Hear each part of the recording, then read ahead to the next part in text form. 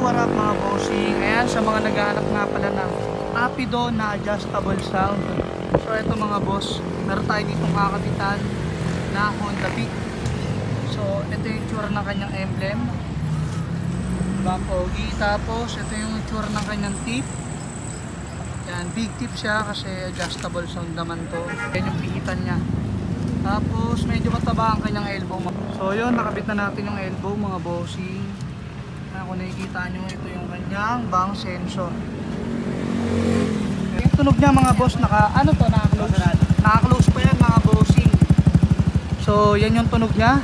Try natin bombahin.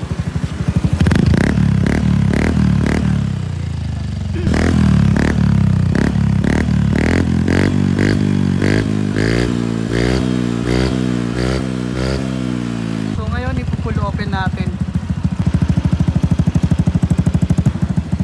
So ito mga bossing, naka-full open na siya. Grabe yun. Low RPM pa lang yan mga boss.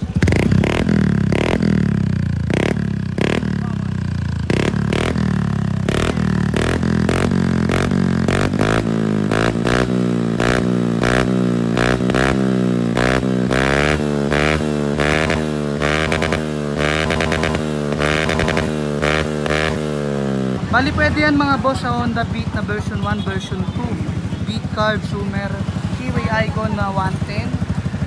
At kung naka version 3 ka naman na Honda Beat, magpapadugtong ka lang ng elbow. Medyo maingay siya pag naka full open, pero pwede nyo yan parehistro, i-close nyo lang naman yan. Adjustable naman to mga boss. Ayun o, nakikita nyo yung parang nakaganon sa loob.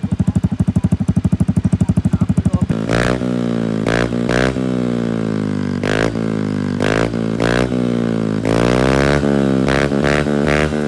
Narinig nyo mga boss, grabe, sobrang solid. Sarap sa tenga ng tunog.